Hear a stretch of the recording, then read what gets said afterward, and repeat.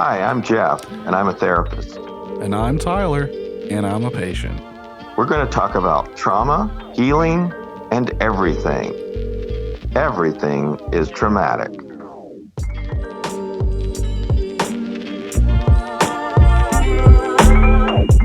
So, I was trying to think of this the other night. I think the first time I met you was during the filming of Bing Bang, but I'm not 100% sure of that. I actually think that is when we first met each other. Yeah, and you were the prisoner that escaped. I was the And like the criminal. yes, and you were wearing a blood flower or something shirt Oh. or something. It was a very interesting shirt. So I made the shirt, or I painted a pretend blood flower on Okay. there, and I got that band name from like a goth band name generator, and that was for a different short with Jeremy Lowery for the Great Christmas Possession. All right. And I remember there was a scene where we had to look like we were talking, but we weren't talking. And so we were saying, I think, was it watermelon, watermelon, watermelon? Watermelon rhubarb. Right. And that was the beginning. And I think we had a pretty instant rapport. We laughed a lot, if I recall correctly. I recall laughing a lot. And then it's just we've run into each other in many different film sets and had some meetings about different projects and hung out some. And I think it was an instant click for me. You know, I felt an instant click. Yeah, like of just like meeting you that first day, because I was pretty nervous about that, because the only person that I knew on the set was Brandon Anthony. Gotcha. And everyone else I just like, okay, I met Kevin before because of BGOL. Yes. And I got to be Frank and have my shirt off, and Nice. yeah. And that's when he like asked me to be in Bing Bang, and it was the first time meeting Bing. It was the first time meeting Ashley. First time meeting Seth and Travis as well.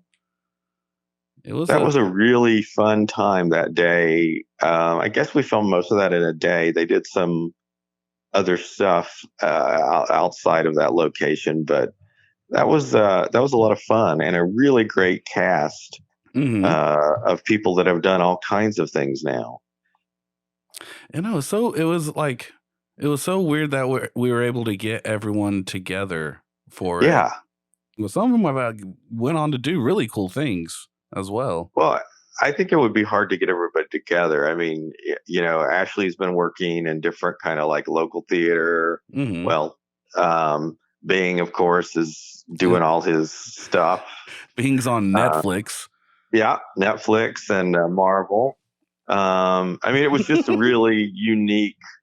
It's hard to get everybody together when you're not really getting paid for a whole day's worth of work. Just getting that schedule together is tough. So it was a unique opportunity, and I think that's why probably another Bing Bang has not been made, because it's just hard to get everybody together. Yeah, because I mean, I know we tried to film one scene of it, and we got that, but after that, it's been hard to get a hold of everyone and get them all together again. Yeah. Yeah, it's so interesting that when you do this kind of stuff as a hobby or maybe as a second job, I know you've worked for money some, you've done some pro stuff, gotten paid. I have not. I mean, this is my just fun gig, but it's really hard to manage. You think you're like a real set, you're getting paid to do that, so you're going to be there because that's your job. But most of the people we do things with, this is their second or third thing. Yeah. And so it's very hard just to get everybody together to spend the time it takes to make something. And like that's another thing too, is like there's nothing wrong with it being like just a way to hang out with friends and have this hobby. It's also like there's nothing wrong with wanting to have like a career out of it. Definitely. No, I think yeah, and I think you can. People are doing it. it's just so you got to support yourself. So you do whatever you got to do to do that, and then you do the other stuff. You've been in quite a bit of stuff around. I mean, I think you've been in many films that have been through the years that I remember I you being in. I I think I tried to do a count one time back in 2019, Mm, or maybe it was like the very beginning of 2020. I can't mm. remember, but like at that point, I counted up to like at least over 20. Okay. I'm sure more than that, but like that's not to say a lot, but it has been like every single shoot has been like a great learning experience and like learning like what to do, what not to do, how to do it. Oh, in hindsight, this should have been planned a little better, but that's fine. Right. Right. I mean, and I feel like I just sort of stumbled into this stuff. I mean, I sort of like, it's almost like just like I'll just stumble into different roles and be like, oh, somebody quit. You want to do this? It's like, yeah, I'll be there. Or we're doing something at my house. And it's like, hey, why don't you sit in over there? It's been a lot of fun. I don't think I've worked very hard at it. But I've ended up getting to do some pretty cool stuff. I think just the thing about you, Jeff, is that you are already such a character. You know, like, and I mean that in the best way possible. Yeah. Oh, Like, yeah. Yeah. like a true definition of the word individual. I feel. Yeah. Yeah. I think that's it. And I think just, I mean, getting to meet everything sort of comes back to sort of the film festivals and different things, and like a day like that where you connect with so many people and then you end up seeing each other. It's like, hey, I know you. We shot Bing Bang together. So Hmm. it's a pretty small community in Knoxville of the amateur slash pro film group that's doing stuff. It is, and I mean, there's so many new people like starting as well, and like that's always really exciting as well. I said Yeah, a as lot of well young twice. folks. Yeah, I mean the last film festival had a lot of people that I'd never heard of before, which is awesome. Hmm. A lot of young folks, and I'm an old folk. You're sort of in between. See, thank you. Um, Now, see, I've gotten so tired of people being like, "Oh, he's so young," and I was like, I'm 30 now. Like, I mean, I know that's not terribly old, but like, I'm not. I'm starting a new chapter. Damn it. but yeah, I mean, it's just so weird how things, you meet somebody at like a film set, and then like years later, you're talking on a podcast, Hmm. and it's just like how things are like. I don't know. It's been really neat to make friends with yourself and people like Cody and different people that we've met, Cody McCon, and just we don't talk a lot, but I know whenever I see you, we're going to have a great conversation. It's going to be friendly and it's going to be Hmm. fun, and so which is sort of cool. I don't have a lot of energy for just like hanging out with everybody all the time, but I really do enjoy connecting with people that I have met. No, I feel exactly the same way. I actually think why this is a good medium for us to like still connect, but it's not as socially draining, if that Yeah. makes sense. Yeah, so like it's very interesting because we've been talking a lot about what we wanted to do with this and whatever. And so as my day job as a therapist, when COVID hit, we went from live sessions to either phone sessions or Zoom sessions Hmm. really quickly because we closed down. I mean, Rose State closed down. And I didn't really like it at first. I was like, you can't do therapy over the phone. You can't do therapy over a computer screen, but you can. You Hmm. can do it. It's a little bit different, and so it has some negatives. On Zoom when you talk over each other, there's that like silent thing where you're both saying it at the same time. Hmm. But also like you're thinking, oh, so the client gets to be at their house, and so they don't have to come in. They don't have to do the anxiety. They don't have to worry about the 15 minutes, 30 minutes it takes to get there. They're in their comfortable space. So I think it actually makes it easier for some people to like do therapy because it's like I don't have to get up and go, and that's the thing that makes me anxious. So I'm Hmm. in my house. I get to have some comfort.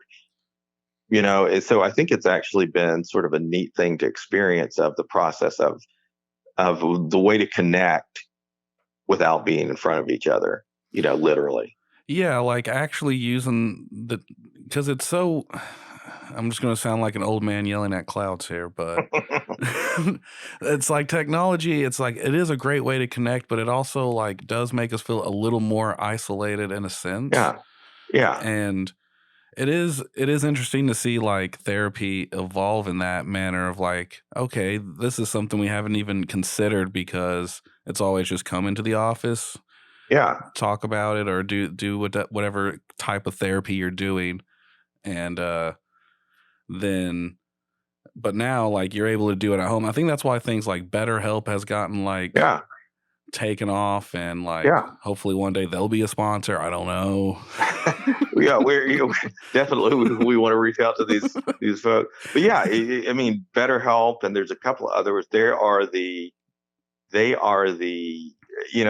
were sort of there, but they blew up.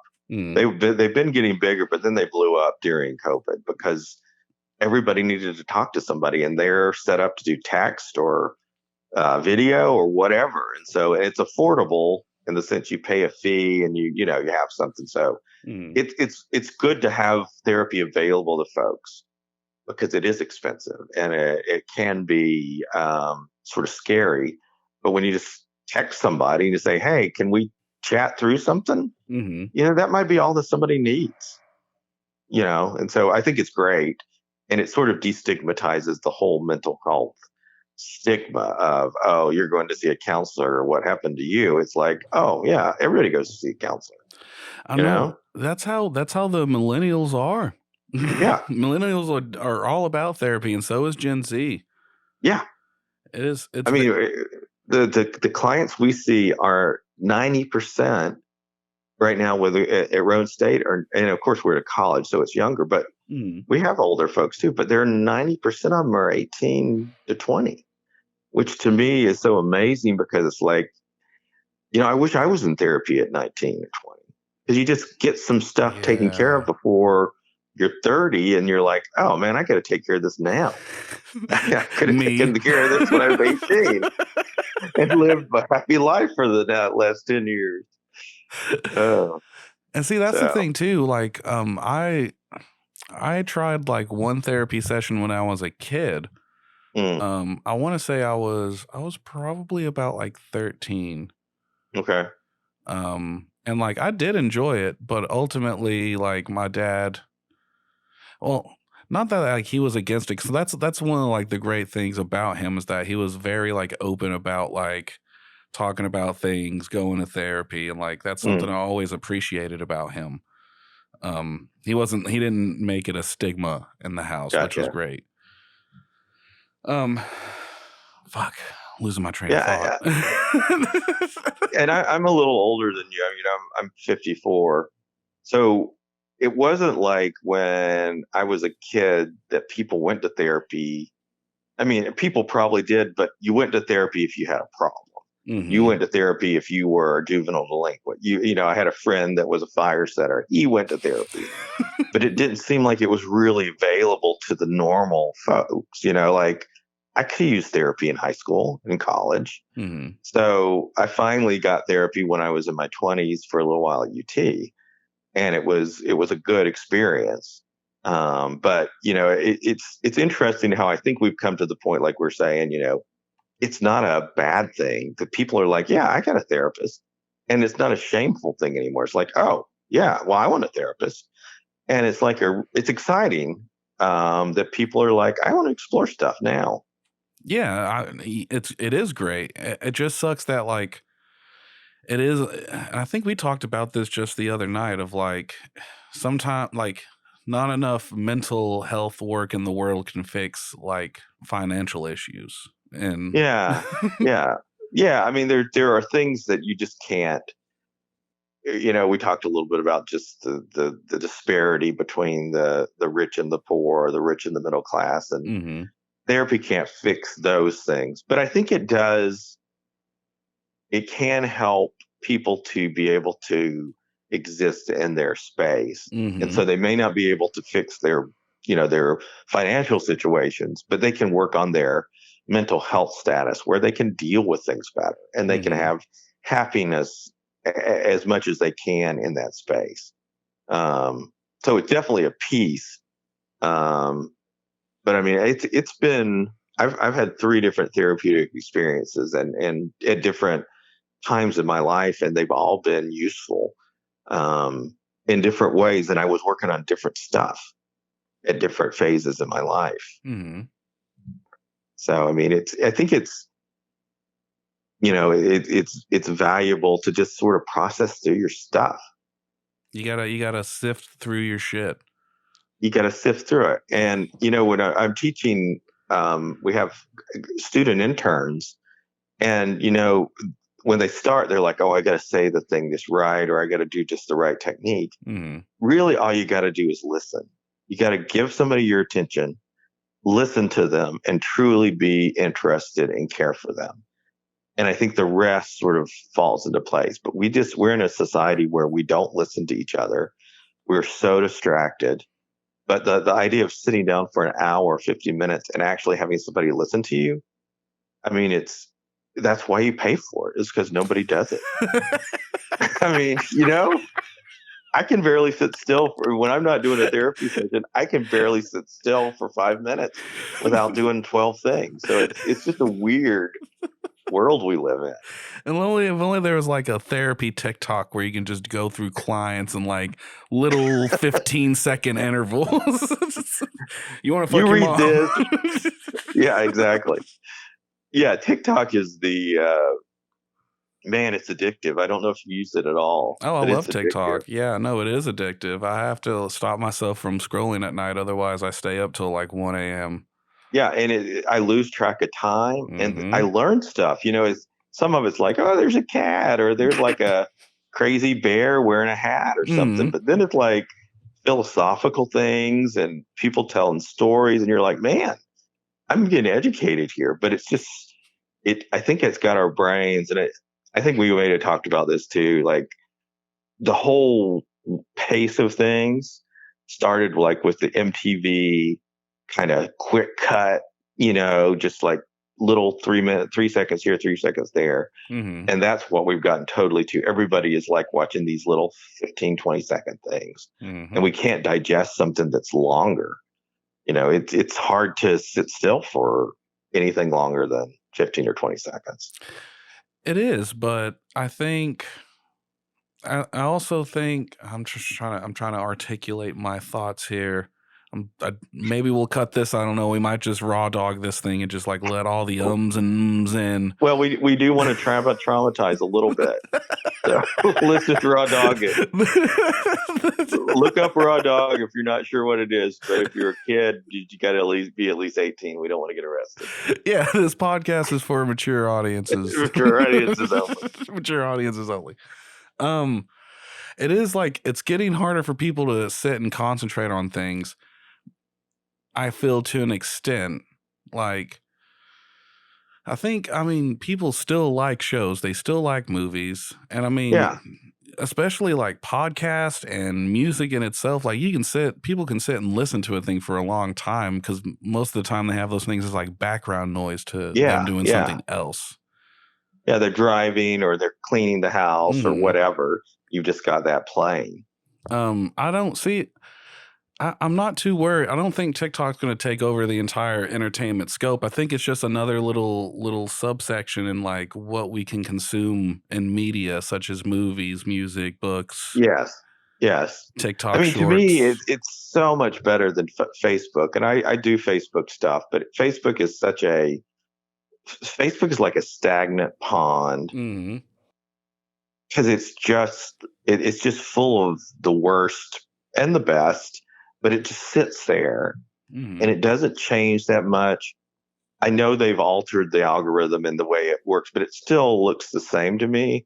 TikTok is this alive thing where you just can flip through and the algorithm does a nice job of sort of, finding out what you're interested in. And it changes from viewing to viewing. And I mean, I know it's a waste of time in some respects, but I learn a lot of stuff. Or I'll get book ideas or movie ideas or whatever. I think Facebook is just kind of like old faithful, you know, like you've been with Yeah. Facebook for like 20 years at this point. Like the Yeah. I've marriage. invested a lot of Facebook. Facebook is just the son of a bitch that you married, you know. It's That's just right. you Yeah. And you go have fun TikTok with is like, the young fling. Yeah, you go out and have yeah. fun with TikTok, but you got to come Yeah. home to Facebook and it's like, "Where you been? Did you know someone?" That's a very good description. Yes, definitely. And then Instagram's Um, kind of like that weird art chick that like you like it, you like taking pictures with her, but it's just yeah, like I don't know if you want to commit because it's basically like Facebook, but like just with pictures. it's better than Facebook, Mm. but it's not as good as TikTok. It's And then Facebook I mean, for teens. yeah, and they're using the young folk are using a lot of Snapchat, which I've never really See, used. Snapchat is for hoes. I mean, there's a lot of Snapchat usage, I'm and just saying, anytime I've gotten a Snapchat, it's to do some hoeing. That's all I'm saying. yeah, I don't, for me to be as active on, because I'm trying to stay. I'm not trying to stay hip. I don't want to be the old man that like does the comb over or the whatever, like wears the cool kid shirts. I want to be like, but I want to know what people are talking about. So I try to dip my fingers in the music and the culture, and I try to learn. And um, so it's important, I think, to stay current with what's going on in the world, like especially with media and music and pop culture. Mhm. I don't think there's anything like wrong with staying relevant with like the cultural zeitgeist and what we consume by any means. Like I don't think Yeah. that's like to me like I always equate it to like someone trying to hold on to their youth would be like if you decided to like gauge your ears. There's nothing wrong with that. Yes. But it Yes. just seems like a cry for youth. Rather When Harrison Ford got the earring, it seemed like it was a little bit extreme. Yeah, right. He didn't have an earring all the time. Bono from U2 had the earring all the way through. It's still the He old wasn't man's trying to grab it go-to. out of it. Yeah, exactly. Now I'm going to state here that something is happening with these crazy movies now. The Cocaine Bear. There's going to be a Meth Gator movie from the Asylum, which is a low budget thing, but there's like a Cocaine Shark movie Mm-hmm. coming out now that looks horrible. So it's like we peaked too early, I think, with our. I don't think the world was ready for it when we talked about it, when we were dealing with it, and now the world is ready. So all the drug-addled animal movies are happening, and it'll Yeah. be like when the '80s had all the disaster movies. We're gonna have disaster animal movies that are on I drugs. feel like we're going to have about a year or two of disaster. I mean, you had like Sharktopus and all that stuff, but this is the drug and the animals together. Right. It's like the 2020s were a weird time. They were combining drugs and animals. I'm sure there's in a film course 30 years from now, when I'm dead, they're going to be talking about what the hell was going on in society and what the hell happened during COVID that made people make these movies that came after COVID. Because we had nothing. It's like Japanese movies. It's like, why did Japanese movies get so weird? It's because we dropped bunches of bombs on them and killed so many people, and they started having tentacles and radiation movies and Godzilla. So COVID had to mess with the psyche of the United States. I think we just don't have anything to lose, you know? Like Yeah, at this point, make the fucking Meth Gator thing, make a Cocaine Bear, make a fucking crocodile or a crackaroo or a cocaine shark or a DMT dog or fucking DMT dog. And yeah, I don't know if you heard about it. You got the Winnie the Pooh movie, the Blood and Honey. Oh, yes, I have heard about that. Yeah. I don't want to watch it because I know it's going to be terrible, but I'm just happy that they did it. Yeah. So these like trademarks or whatever. Everything's entering public domain, so you can do Hmm. Grinch movies and Pooh movies. That's So yeah, it's because I think the law is it's 90 years. It's either 70 or 90 years after the work was published that it goes into the public domain. yeah. And you know he's kept like lobbying to make that longer is Disney because they do not want Mickey Mouse to go into the public domain. They don't want Mickey Mouse. I mean, they're upset about Winnie the Pooh.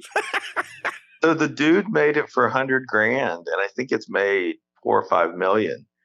And so, I mean, he's made lots of low budget movies, but nobody's heard about him until now. And this is just that the scandal of we're gonna make Winnie the Pooh and Piglet into feral murdering animals. So, Jeff, here's what we need to do. All right. We need to find every royalty free, every public domain fucking figure. We're going to make a weird multiverse movie with it. How do you find out? How do you find out what stuff is about to go on in public domain? The public, I mean, I'm sure you can find it online, but like I know there's like there are weird things that are in the public domain now. Like I know Winnie the Pooh is one of them. I feel like there's another big character that's like that. So we know Winnie the Pooh and the cast of characters is safe. Mm-hmm. So I mean, has there been an Eeyore serial killer movie? There hasn't. And the thing is like you can't have Pooh in the red shirt, you know, like you can't have him in his signature tank top. It has to be naked Pooh or like overall. Yeah, you Pooh. Can't do the Disney Pooh. You can do the original Pooh. Mm-hmm. The original Pooh. Yeah, the original Pooh. I think Eeyore could be an interesting Eeyore movie. Ooh, like a psycho thriller. Well, he's definitely got some problems. But he's just the most. Yeah, I think there should be like a internal sunshine of the spotless mind with Eeyore. You know, like going into Eeyore's psyche and seeing why. Like, what can you do to really help him? Eeyore has lost his tail somewhere, and he's gonna get it back. Somebody has taken Eeyore's tail. He's taking his tail. No, and he won't get it back. Oh man, it's interesting. And I feel like if you do take any film genre courses, the films are always talking about their times. So you had all those gangster movies in the 50s, and and then you got all these crazy, like just insane movies in the 70s, like Hair and One Flew Over the Cuckoo's Nest, that are definitely about the time. And now we're doing Cocaine Bears. That's about our time. It's a reflection of our times. It's a reflection of our time. You know, we should be proud of it. You know, I actually went and saw the taxidermied bear, the cocaine that cocaine bear. I saw that. You wouldn't have saw the real bear? Yeah, it's at the Kentucky Mall. I think in Lexington. Is it big? Yeah, he's a pretty big old boy. They put a little pen pad on him, and they got like a little bit of coke on his nose. His name's Pablo Escobar. Escobar. And do you have to pay to see him, or is no? But I bought a shirt. I bought a shirt that has like a parody of Smokey the Bear, and it says don't do drugs, and on his hat it says Cokie the Bear. Have you seen the film? Mm-mm. It's a good film. See, I heard someone say that it was terrible. You know, it's not like art. Like I mean, it's not going to win any awards, but it takes its premise and it pushes it to its extent of what it can do with it, and it leans into its humor, and it's gory, and it ends up being sort of heartwarming, which was not anything I was expecting. And the bear is just lovable. I mean, it's a motion cap thing they did with the bear, like they do with like Gollum or whatever. But, right? Yeah. But it seems very real and lovable, even though it's mauling and killing people. It's sort of got a lovableness to it. It's so, I mean, I find it very interesting that it's Elizabeth Banks that directed it. Yeah.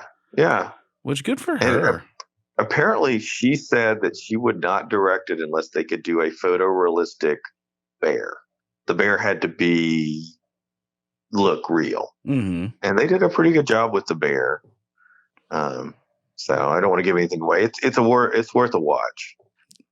It's worth a watch. I'll watch it. I'll probably check it out when it comes on streaming service or something, you know.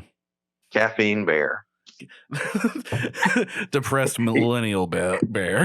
So, Caffeine Bear. He doesn't hurt anybody, but he's irritable if he doesn't have his he's coffee in the just morning. like terrorizing, and someone just has a cup of coffee. He just grabs it and just like one little sip, and he's like, sits down, holding it with both paws. we we definitely. I think I'm really interested in seeing the Holy Mountain movie. So maybe we'll have to figure out a time to either get together and watch it, or I'll figure out a way to watch it, and then we can discuss it sometime. So I have Holy Mountain, and I have his other movie that he made before Holy Mountain, which is kind of similar to Holy Mountain, and it's called El Topo. I think I've heard of that too. Mm-hmm. I'm really trying to, and it's interesting in my little movie, the way I'm watching movies is it's just sort of the rabbit holes I go into. So right now I'm in a 70s kick, and it'll be like, oh, if you like this, you should like this. And so I'm just going down this rabbit hole of like weird 70s movies. But Holy Mountain and El Topo have been two that are always on people's list of things you should see before you die. They are like, the thing about him is like a film. Those are the only two movies of his that I've seen, and I want to check out some of his other stuff. But typically, like, he just does a really good job of like really setting up not the world, but like the scene. Like, the scene is gonna, like, most of the time it's gonna have like a bunch of fucking people, and if it doesn't have a bunch of people, then it's doing something visually like interesting with it. Yeah, I mean, it's interesting because, like, I think that in the 50s, 60s, and 70s, a lot of experimental filmmaking was being done. And so it was like people were not making a lot of money, but they were finding people just to fund that film. You know, you'd find a couple of people here that wanted to fund that. There's a great documentary called Senior. It's on Netflix, and it's Robert Downey Jr.'s dad, who was basically an experimental filmmaker. And I've not seen any of his movies, but it's their relationship and connection. But the kind of movies he made were almost like the Warhol films, you know, where you're just doing these weird things, and you know, nobody's a professional, and it's like punk rock filmmaking. Nobody knows what they're doing. They just get a camera and they show up on set, and they just learn and try to shoot something. Yeah. So it's a very interesting look at that relationship between the two of them, but also just the way filmmaking has changed, because now it's not really experimental. There's experimentation going on, but it's money. The film. I mean, Hollywood's always been money, but I think there was a time when there was some patience for people to sort of find their way. So I watched an interesting video about this of if in the example of making movies, if movies are art or if they're for profit, or I think it was actually for TV shows, but I think it can be applied to movies, TV shows. Gotcha. Because inherently it has to be about money, because in order for the creators to put this stuff together, they have to have a crew, they have to pay them a living wage, and a studio has to provide that. What seems to be like the pattern that's been happening recently is like, so a pilot will get picked up, get picked up for a season, you know, everyone is employed, everyone's doing their job, everyone's doing this, and they have such a short window for success with viewers that a lot of shows are just getting one season and then they're getting canceled because they are underperforming according to the network that bought it. Right. And, you know, a show doesn't really find its footing till like the third, fourth season. Yeah. And I guess so it is different with a show because it's meant to be continuous, whereas a movie, like, those same principles apply. but it is definitely less temporary to begin with. Like, But the thing with movies now is if they don't have a big opening weekend, it's over. yep. I mean, they die. A TV show might get a season. It's the whole thing we were talking about, like the attention span. Hmm. Because it used to be, a band would get, like a rock and roll band would get a couple of records to find their way, and then there was development. So we're gonna start them, and then we're gonna invest the money in, and we're gonna let them find their way, and Hmm. then they're gonna be seasoned and ready to go. And that Hmm. was the same thing, I think, with like television. You let a show breathe a little bit, Hmm. and now it's just like, you got one shot, and then it's canceled. And same thing with movies. Like the movie Babylon, which I thought was an amazing movie. It had a Hmm. bad opening weekend, and that was Yep. it. And that tanked it. Yep. It's And so, I mean, it's crazy. And some of those movies find their way later, hmm. like as cult movies. Like a lot of movies, like Office Space or stuff like that, didn't make much money in the theater, and it found their space. But a lot of them just get forgotten, which is sad when you think about what kind of effort and money goes into making a major motion picture. Hmm.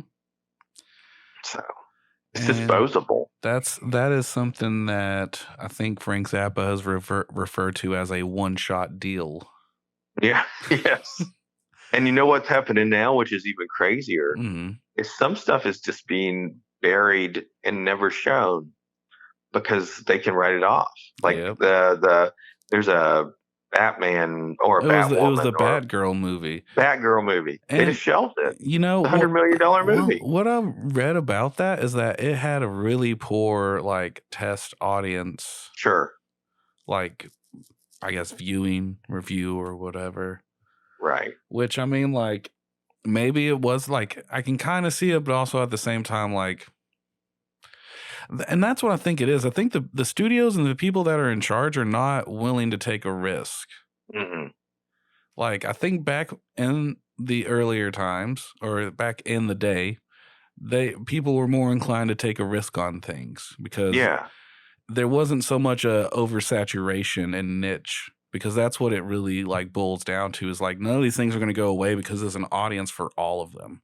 And when Right. there's an audience for all of them, they're just going to continue to exist, and they're going to have more niches inside of them. I don't even know if I'm pronouncing that right, so I hope anyone who listens to it, I hope they get mad. And I they also like the tell way me, you're pronouncing and I hope they tell me how to pronounce it right.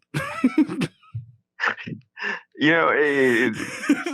I mean, I think there's always been like sequels and stuff, but I mean, I think we're at Fast and the Furious 10, maybe. This is true. We're at And Fast 10. it's just a repetitive, I mean, it's the same thing, and it's almost satire, but it's not. And they just throw it together. I know it's probably a lot of work to do it, but they make $1 billion, and it's got a guaranteed audience. And then you've got a movie like Everything Everywhere All at Once, which is just a brilliant movie, probably cost $10 million. And those movies every now and then catch fire, but I mean, just think how many of those small movies you could make for every Marvel movie. But it's all about that property though. Yeah. Yeah. And like especially Everything Everywhere All at Once is such a special case because it's just I cried like 4 times while watching Yeah. that movie. Yeah.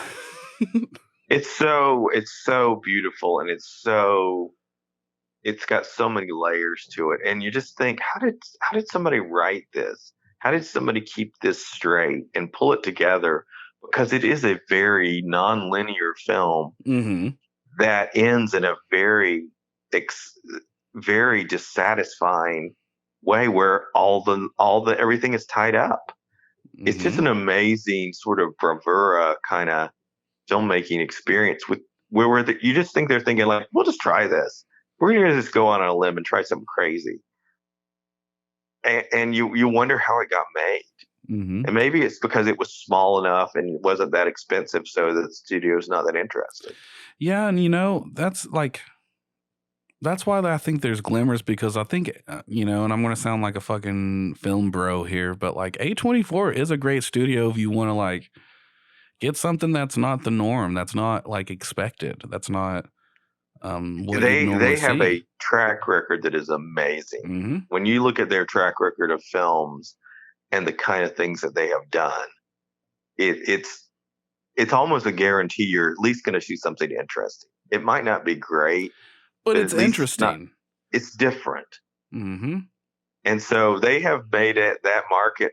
Bloomfield has also, or Bloomhouse, which is a Bloomhouse. horror label, has done the same thing. Mm-hmm. They make cheap $5 to $10 million movies, and they make a bunch of them, Mm-hmm. and they're interesting. I mean, they're fun. And you go see the latest Ant-Man movie, which is fun, but it's bloated. It's just like, I don't know. It's just like, how many more of these movies are we going to sit through that are the same and that don't really have anything real in them? Mm-hmm. It's going to be interesting to see what happens with these, because I think people are tired of all the TV shows and all the movies and having to keep up with them. And it's like, I just want to go and enjoy the movies. I don't want to have watched four series and 12 movies to know what's happening here. Mm-hmm. I just want to relax and lose myself in a movie. Yeah, I don't know. I'm not sure what Marvel is going to do. I mean, at the end of the day, there's an audience for it. Yeah. But I think they will slow down and just kind of try to space things out, because I think there is a Marvel fatigue hitting. Just like there's a Star Wars fatigue. Like there's not even a planned actual Star Wars movie to come out until like I think next year or something. Next Well, they year. canceled a couple of them. Mm-hmm. So I mean, yeah, I think Star Wars realized they had oversaturated Mm-hmm. when Han Solo didn't do so well, and I think that Disney and Marvel are realizing that maybe they need to either create some new characters or maybe a new line where you don't have to have everything be part of the story arc. It could just be an individual movie. Yeah. It was brilliant for a while, but I mean, I'm not sure how long you can keep it going. Yeah, that's the thing about having like this cinematic universe, is that you have to watch every single thing, and as our attention spans are lowering, Yeah, we're not here for that shit.